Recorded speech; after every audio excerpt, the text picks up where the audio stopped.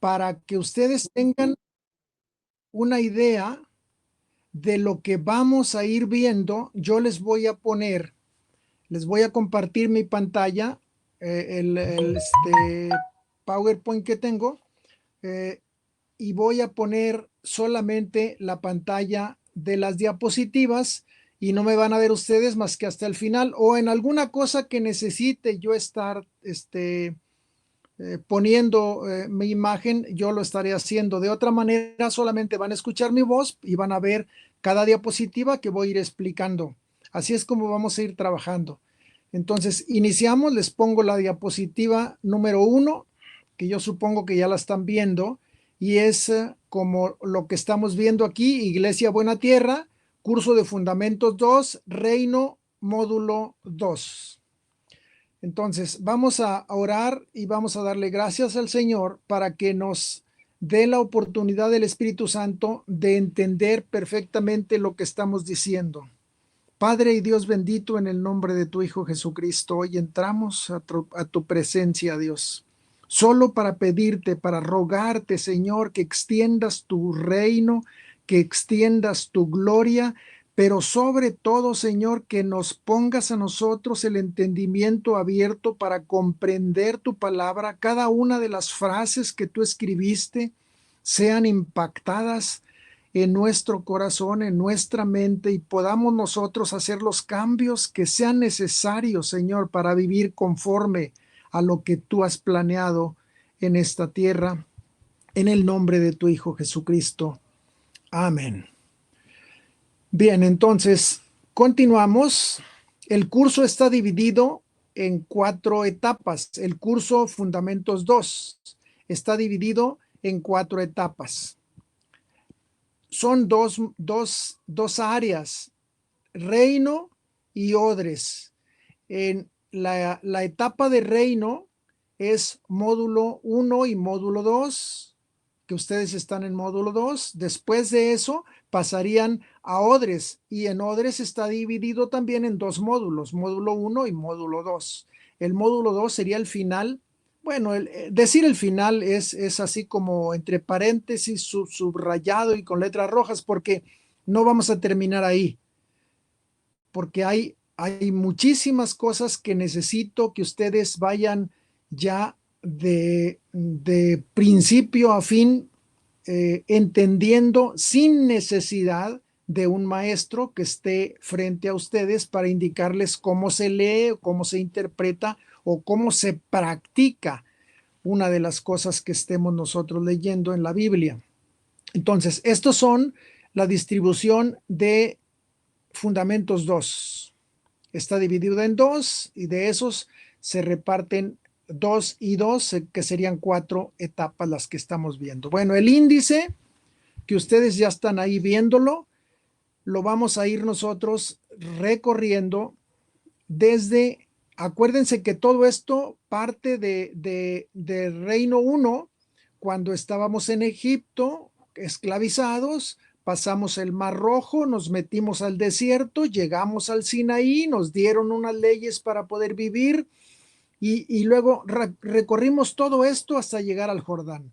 Y ahora vamos a ver el éxodo, es decir, la salida, la autoliberación, la ley, el Gólgota, el libertador y el desierto, los códigos del tiempo, el hombre, la vida sobrenatural, las condiciones del hombre. Estos son los temas principales que vamos a ver. Y entonces el objetivo de este módulo 2 del reino es el siguiente: estaremos viendo los aspectos que estorban al hombre para caminar con Dios, y estaremos viendo también la cruz como la solución que Dios sugiere aplicar a todos estos aspectos. Eso es lo que estamos pretendiendo obtener o llegar. Es el objetivo de nuestro caminar por el desierto. Vamos a dar un repaso de lo que vimos en reino 1 para ubicarnos y correr el reino 2 sobre lo que vamos a ir viendo. Recordemos que el Éxodo en la mente de Jehová Dios es bastantísimo, tremendamente importante. Y esto lo podemos ver nosotros en Oseas 11, del 1 al 4. Oseas 11, del 1 al 4 dice así: cuando Israel era muchacho, yo lo amé, y de Egipto llamé a mi hijo. Mateo 2:15. Cuanto más yo los llamaba, tanto más se alejaban de mí. A los Baales sacrificaban y a los ídolos ofrecían sahumerios. Yo con todo eso enseñaba a andar al mismo Efraín, tomándolo de los brazos, y no conoció que yo le cuidaba. Con cuerdas humanas los traje y con cuerdas de amor, y fui para ellos como los que alzan el yugo de sobre su cerviz, y puse delante de ellos la comida. Miren, vamos a analizar estos versículos, estos 4 versículos, porque me importa que ustedes sepan primero de qué estamos hablando y luego qué cosas que hizo el pueblo de Israel nosotros las debemos conocer, que no pasemos por alto nada de lo que el pueblo de Israel es y de lo que el pueblo de Israel hizo y de lo que el pueblo de Israel en la mente de Dios debe ser. Entonces vamos a comenzar primero por el pueblo de Israel. ¿Qué hizo? ¿Cómo fue que pasó todos estos problemas? Porque todos los israelitas, que en este caso los hebreos, salieron de Ur de los Caldeos en Abraham y llegaron a ser una nación después de salir de Egipto, donde estuvieron esclavizados por más de 400 años. Entonces, vamos a ver Israel, primero la palabra que está ahí en Oseas 1:4. Cuando Israel era muchacho, yo le amé. Bueno, primero quiero decirles que esto ya lo habíamos visto en el reino anterior. Ya habíamos visto que no todos los hebreos son israelitas. Y además, no todos los israelitas son judíos. Esto es lo que vamos a ver ahorita. Bien, Israel en el reino de Salomón se divide en 2 casas: la casa de Israel y la casa de Judá. La casa de Israel se llama la casa de Israel y es el reino que se dividió, se fue al norte. Estas son las 10 tribus que se van al norte y se llaman, en muchas partes de la Biblia, se llaman Efraín o Israel o Samaria. Estos 3 nombres los van a ver ustedes continuamente en las lecturas de Primera de Reyes, Segunda de Reyes, Primera de Crónicas, Segunda de Crónicas, Primera de Samuel, Segunda de Samuel. Bueno, Primera y Segunda de Samuel no, porque son los reinos que estaban todavía conjuntos, es decir, es donde estaba David y donde estaba Salomón, todavía estaban juntos. En el momento que muere Salomón, en ese momento comienza la discordia y se separa el reino. Entonces, ese reino se separa y se va uno al norte, que es el reino de Efraín, que es la casa de Israel. Grábense esto, el reino del norte es Samaria y Efraín. Todo esto es igual. Israel, Samaria, Efraín. Ese es el reino del norte. Su rey del reino del norte era Jeroboam. En este reino, cuando el reino se divide, este reino se van 10 tribus con Efraín y solamente se quedan 2 tribus en el reino del sur. El reino del norte entonces es Israel, es Samaria, es Efraín. Cualquiera de estos 3 nombres los van a encontrar. Bien, su rey es Jeroboam y la capital del reino del norte es Samaria. Así es como está. Así es como vivieron, ya separados después de la muerte de Salomón. Acuérdense, después de la muerte de Salomón se divide el reino en 2 casas, la casa de Efraín o de Israel y la casa de Judá. Bien, vamos a ver ahora el reino de Judá. Es el reino del sur. El reino del sur tenía su capital y se llamaba Jerusalén. Y el rey del reino del sur era Roboam. Y Roboam se quedó solamente con 2 tribus. Vamos a ver Primera de Reyes, para que lo vean ustedes en la Biblia. Primera de Reyes 11:30. Fíjense lo que dice. Entonces Ahías tomó el manto nuevo que llevaba puesto y rasgándolo en 12 pedazos, le dijo a Jeroboam: toma 10 pedazos para ti, porque así dice el Señor Dios de Israel: ahora voy a arrancarle de la mano a Salomón el reino, y a ti te voy a dar 10 tribus.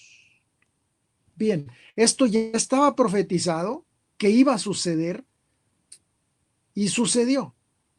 El reino se divide y aquí como lo vemos, las 10 tribus, esos 12 pedazos que, que, que fue cortado el manto de Ahías, profeta, se los compartió 10 pedazos a Jeroboam. Jeroboam no era hijo de Salomón. Acuérdense de esto.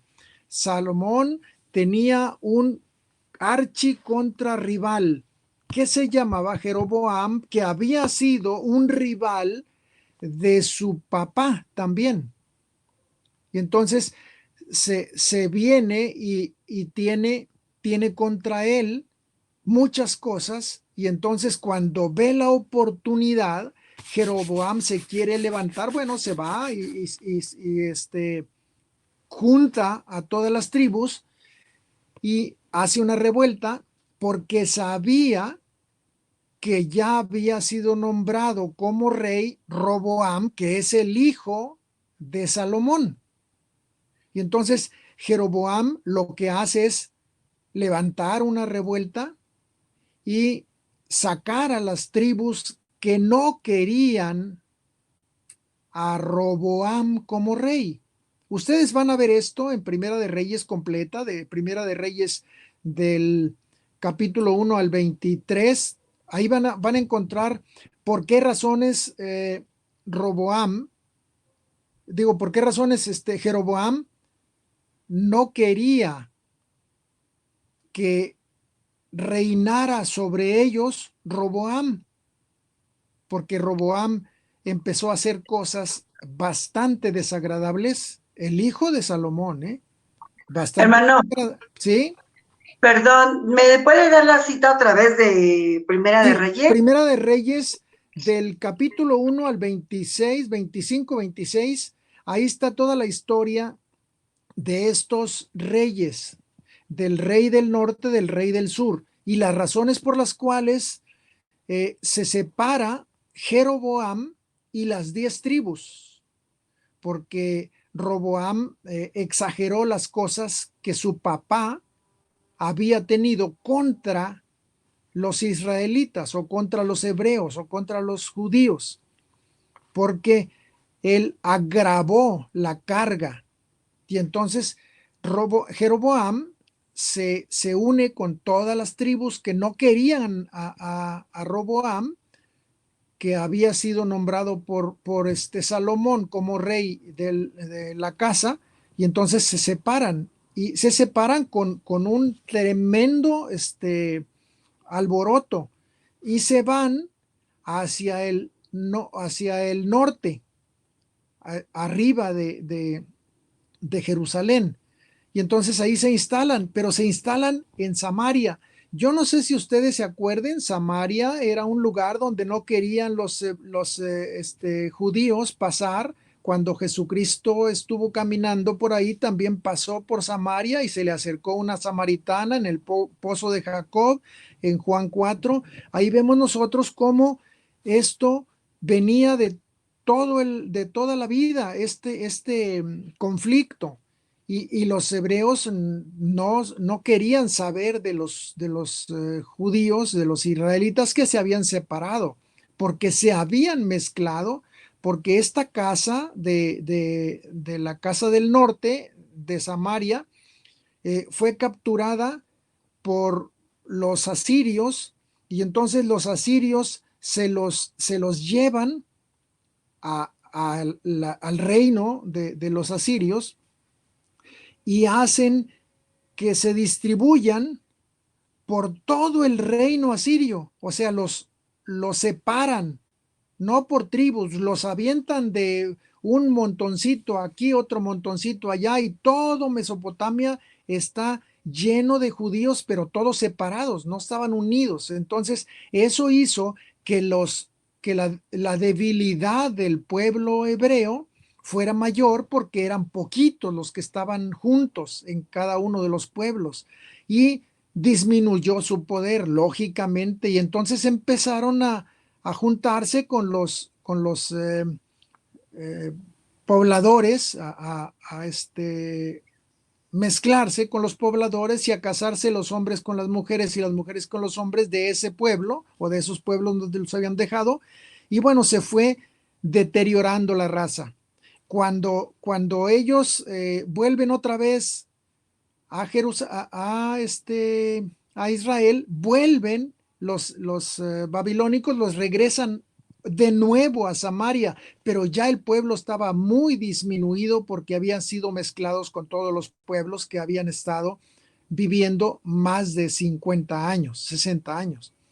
Entonces ya Samaria ya no era una ciudad pura de judíos o de israelitas, una raza pura, porque se había mezclado, y entonces ellos odiaban a los samaritanos. Es más, si algún judío tenía que pasar por Samaria, tenía que ser como mínimo, lo más cercano como mínimo, 12 kilómetros de distancia, que no se acercaran ahí. Pasaban lejísimos porque no querían ni siquiera pisar la tierra, porque Dios les había dicho que no se mezclaran con las naciones, y ellos lo habían hecho así. Pero bueno, todo esto fue un decreto divino, porque aquí lo vemos en Primera de Reyes 11, del 30 al 31, vemos cómo Israel estaba dividido desde el momento en que eh, el profeta había dictaminado que 10 pedazos de su túnica eran para Jeroboam y solamente 2 para Roboam. Y así fue, solamente estuvo en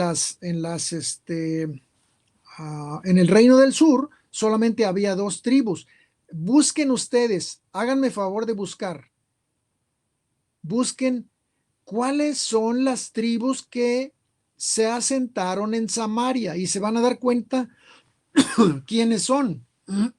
Las tribus que se asientan en Samaria todas son tribus judías, solamente que en el momento en el que el rey Jeroboam siente que puede peligrar su reino, porque los israelitas que vivían en Samaria bajaban a Judea o a Jerusalén a adorar todos los años, entonces esto le pareció a Jeroboam como un riesgo para su reino, porque algunos se podían quedar allá. Entonces, ¿qué hizo Jeroboam? No hay problema, aquí les vamos a levantar un altar, no vayan a Jerusalén. Aquí les levantamos un altar. Y Jehová Dios había sido estrictamente rígido en este aspecto. Solamente un lugar de adoración para él. Y cuando el pueblo de los samaritanos empezó a levantar altares que no correspondían al templo que Dios había dejado en Salomón, este fue el primero y último de los errores que cometió el pueblo de Israel. Porque en el momento en el que desobedecen la adoración, que en ese momento era solamente Jerusalén, no Samaria, por eso cuando Jesucristo se encuentra con la samaritana le dicen, ustedes no saben ni lo que adoran, nosotros sí sabemos a quién adoramos. Y entonces ahí la samaritana se queda sorprendidísima porque realmente no entendían cuál era la adoración y por qué adoraban en Samaria, siendo que el único centro de adoración era Jerusalén.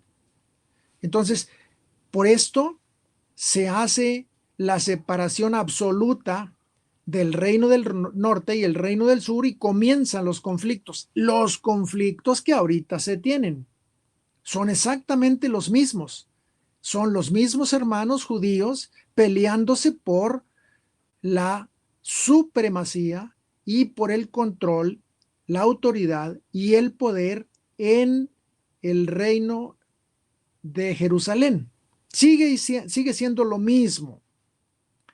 Entonces, ya dijimos que Samaria es una mezcla porque así lo hicieron con toda la intención los asirios, que fueron los que cautivaron a Efraín. Bueno, vamos a ver para que ustedes tengan una idea de esto que estoy diciéndoles, cómo Jesucristo mismo vino a eso.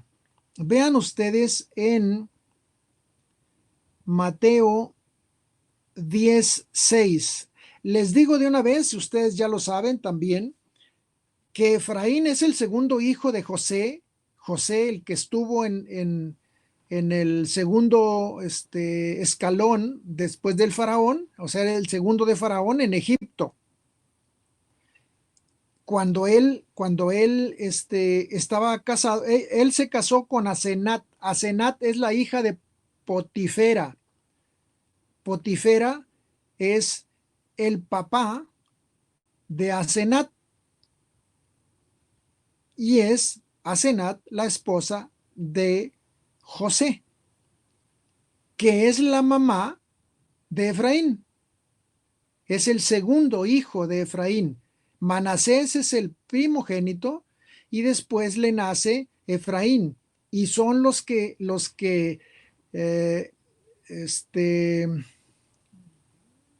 ay, se me olvidó el nombre, Israel, Jacob,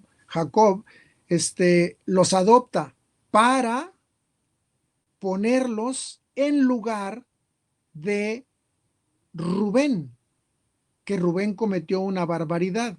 Y entonces le quita la primogenitura a Rubén y se la da a Efraín y a Manasés. Debía ser al revés, debía ser a Manasés y a Efraín porque Manasés era el primogénito, pero pues Dios así puso las manos y no quiso quitarlas Jacob de la cabeza de Efraín como la derecha y en la cabeza de Manasés como la izquierda. Y bueno, así es como Dios le dijo a Jacob que lo hiciera.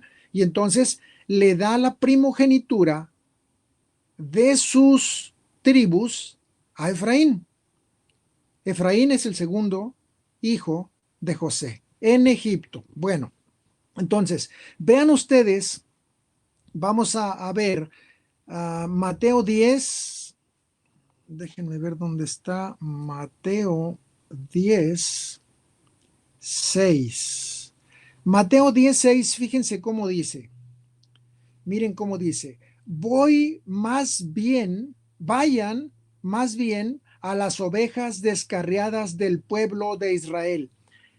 Cuando Jesucristo está hablando de las ovejas descarriadas del pueblo de Israel, se está refiriendo a los samaritanos, a la tribu de Efraín, a la casa del norte. A eso se está refiriendo Jesucristo. Cuando manda a los 70 que vayan por todas las naciones, por todas las regiones, pero dice que no lleven nada, que no llevan, no hagan nada y que solamente vayan a las ovejas descarriadas del pueblo de Israel. Vean lo que dice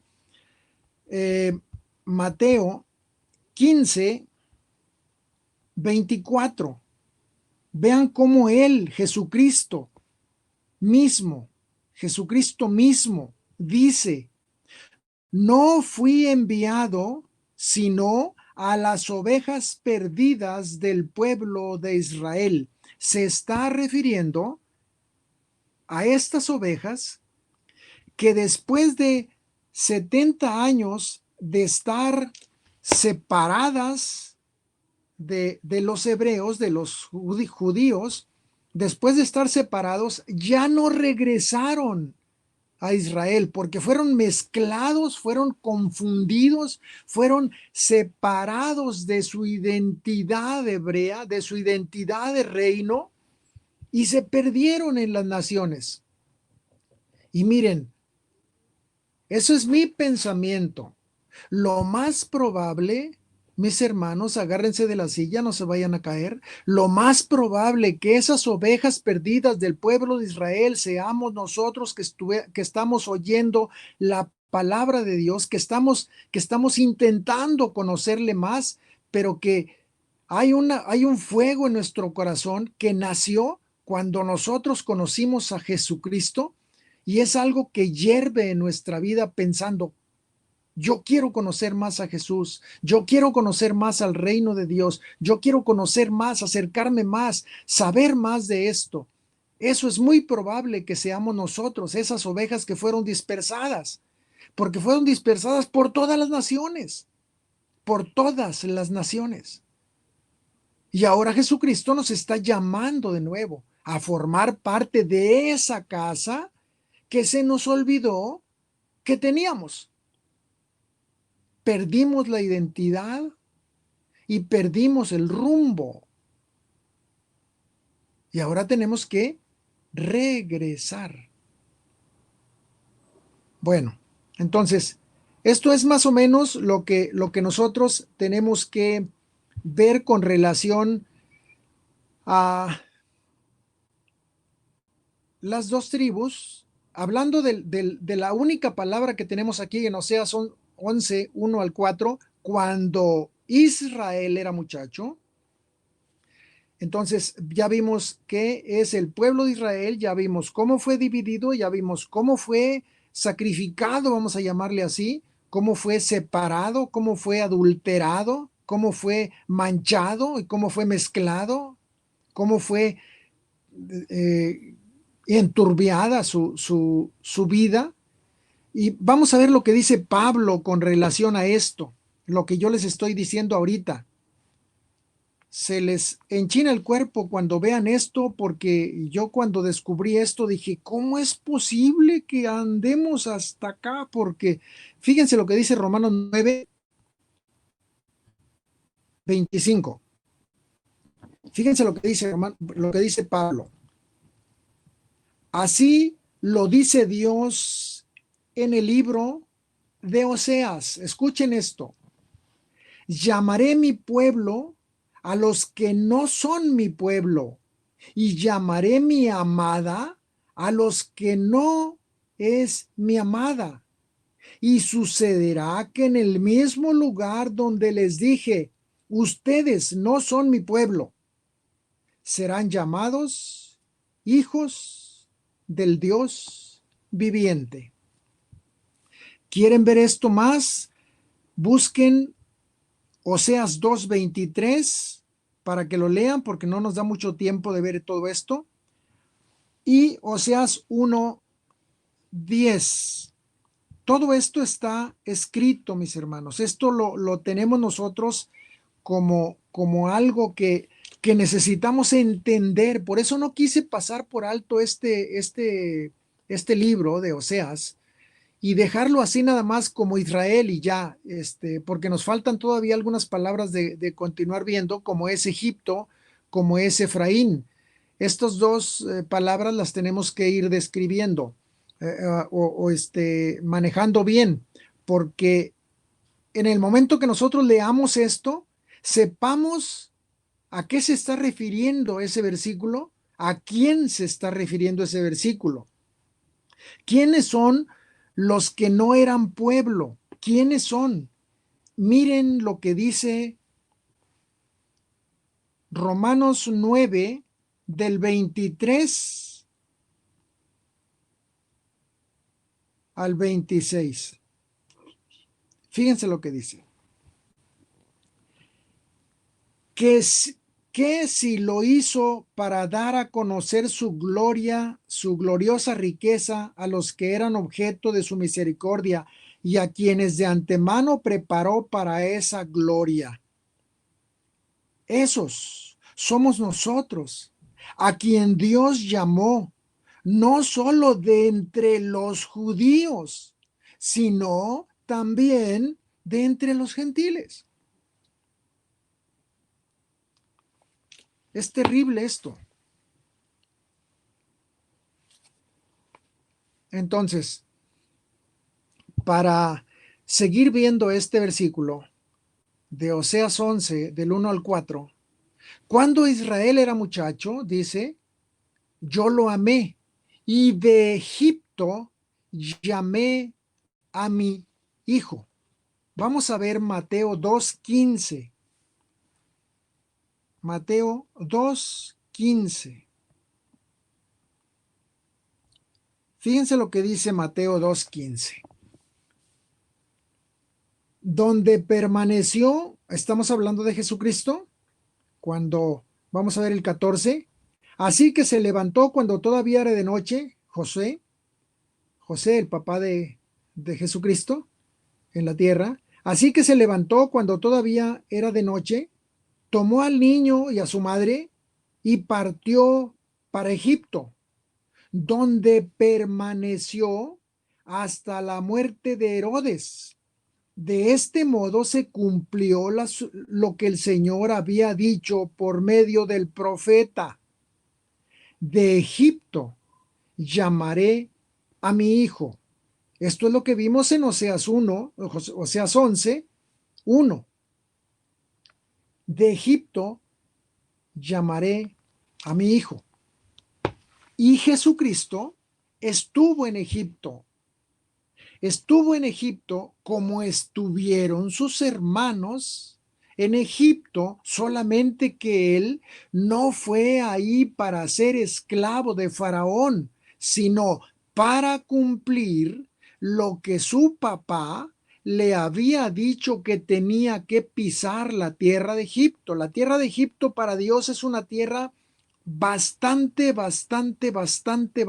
importante para él, porque están dentro de la Biblia y sus profecías están perfectamente definidas para un pueblo que agredió a sus hijos. ¿Qué es lo que va a pasar? No tengo ni la menor idea. Bueno, sí tengo la menor idea, pero bueno, no es lo que yo quisiera que sucediera a ninguno de los que están en esta tierra, pero bueno, esto es lo que Dios tiene planeado para ellos. Entonces, ya vimos cómo el, el mismo Jehová Dios había escrito que tenía que suceder su mismo Hijo Jesucristo en esta tierra, tenía que pisar Egipto y regresar de nuevo, como lo hicieron sus hermanos. Tenía que regresar de nuevo al lugar donde sus hermanos habían recibido la bendición de una tierra que fluye leche y miel.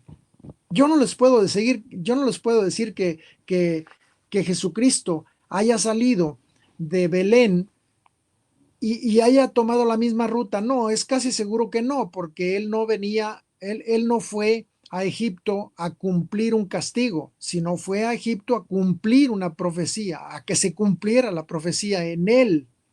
Por eso no creo que Jesucristo haya caminado 40 días y 40 noches, 40 años en el desierto. No, él seguramente hizo 11 días, máximo, 11 días para llegar a Egipto, que era lo que se hacía más o menos para llegar a Egipto.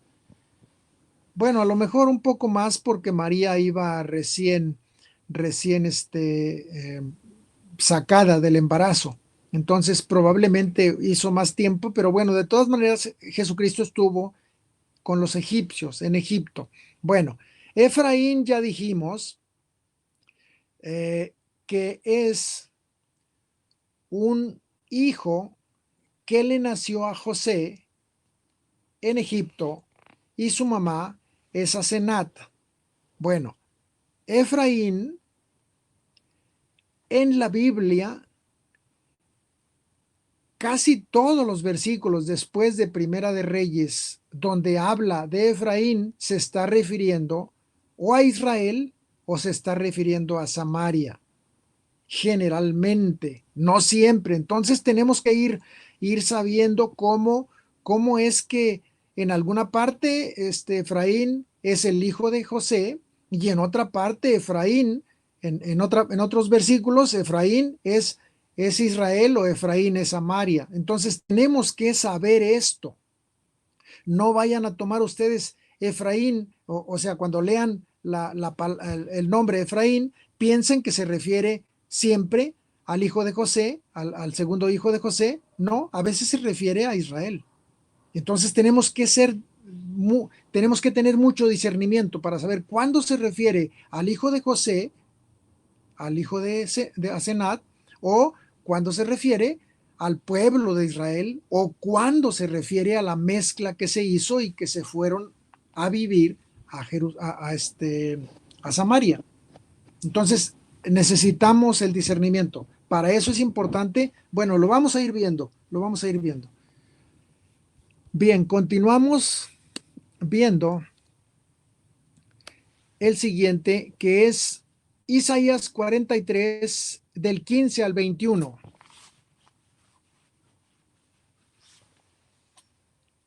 Dice Isaías 43, 15.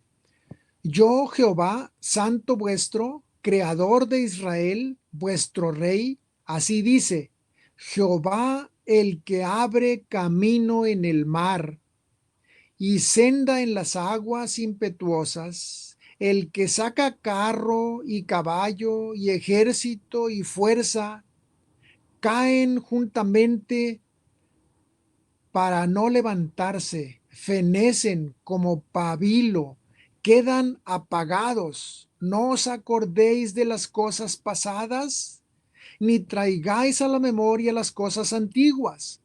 He aquí, yo hago cosas nuevas, pronto saldrán a la luz.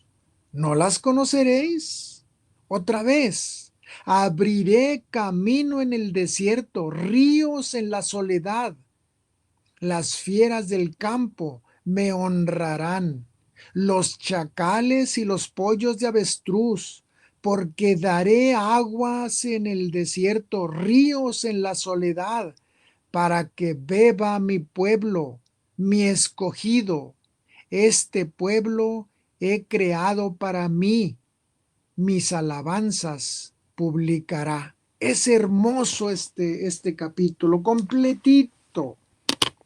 habla de las cosas que Dios tiene en su corazón para sus hijos, hermosísimamente distribuidos en toda la Biblia. Pero esto es como que se concentra aquí lo que Dios está en su corazón y en su mente deseando darnos a nosotros como hijos. Hablamos de la Pascua como una fiesta perenne. Estamos dando un repaso, acuérdense, de todo lo que ya vimos en el Reino 1. Hablamos de la Pascua, o sea, aparte de ver todo lo que ya estamos repasando ahorita, hablamos de la Pascua como una fiesta perenne para recordar que fueron libertados de la esclavitud. Egipto es salir de la esclavitud. La muerte es también salir de la esclavitud. Nosotros, como seres humanos de carne y hueso, estamos atados a un pedazo de carne con hueso que nos esclaviza para poder vivir espiritualmente libres. Nos hace falta, no que tengamos que dejar este cuerpo, no. Lo que pasa es que nos hace falta redimir la carne, separarla de las cosas materiales. La carne ve hacia la tierra, no puede ver a otra parte porque es de la tierra. No tiene la capacidad de ver lo espiritual porque es material. Y entonces nos esclaviza hacia lo material. Y la muerte lo que hace es liberarnos de la esclavitud material. Los israelitas celebran la Pascua como lo hicieron cuando salieron de Egipto, de la esclavitud de Egipto. El faraón fue vencido cuando Dios, con todas sus manifestaciones de poder, hace pedazos a Egipto. Los mismos consejeros del rey, del faraón, le dijeron, ¿pero qué no entiendes que ya Egipto está destruido? Ya no tiene plantas, ya no tiene cosechas, ya no tiene animales, ya no tiene agua. Y todavía te niegas a dejarlos que se vayan, que se vayan. Pero ese mismo faraón que negaba soltar a los hijos de Israel en libertad, quedó atrapado en las aguas del mar. Lo mismo que sucedió con la sociedad anterior a esta, que fueron antes de Noé.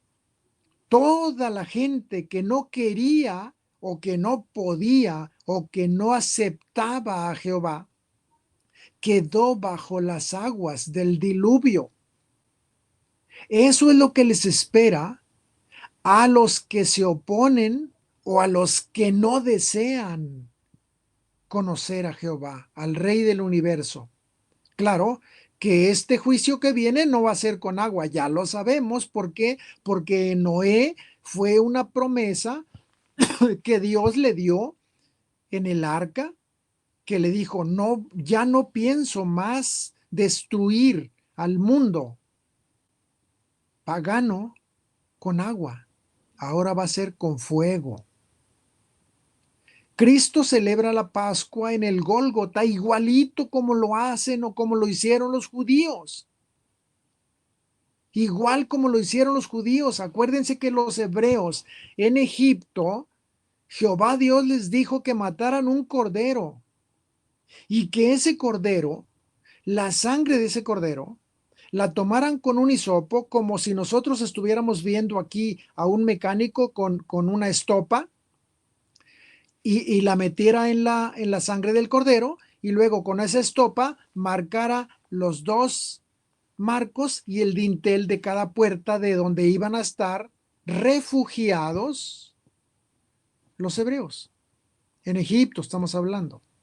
Esa es la Pascua, esa es la marca de la salvación como un símbolo de el cordero que iba a ser sacrificado para salvar al mundo. Ya no iba a ser a una nación, ahora iba a ser a todas las naciones. Y entonces Jesucristo celebra la Pascua en el Gólgota, y todos aquellos que tomen de su sangre y marquen su vida y su dintel de su puerta, de su corazón, no va a pasar el ángel exterminador por esa casa, no se va a meter, no va a haber muerte en esa casa. La muerte fue vencida en Cristo Jesús, en su resurrección. No en su muerte, en su resurrección. No se marca la muerte, ni el nacimiento, ni la muerte. Se marca la tumba vacía. Esa es la victoria del cristianismo. No es la Pascua en lo que nace Jesucristo, no es la Pascua en la cruz, no. La Pascua real es la tumba vacía. Es ahí donde marca el poder del cielo derramado en la tierra a través de un cordero sin mancha. Y es esto lo que hace lo más glorioso del cielo: un hombre sin pecado, sin tener culpa, muere por los pecadores, por los asesinos, por los idólatras, por los egoístas y rateros. Por todos esos muere Jesús. Y la tumba queda vacía para que nosotros podamos saber el poder del cielo bajó al cuerpo de Jesús, un cuerpo redimido, un cuerpo santificado, un cuerpo glorificado. Y eso es lo que esperamos nosotros cuando venga en su segunda venida. Jesucristo, en un abrir y cerrar de ojos, nos va a transportar de nuestro cuerpo carnal a un cuerpo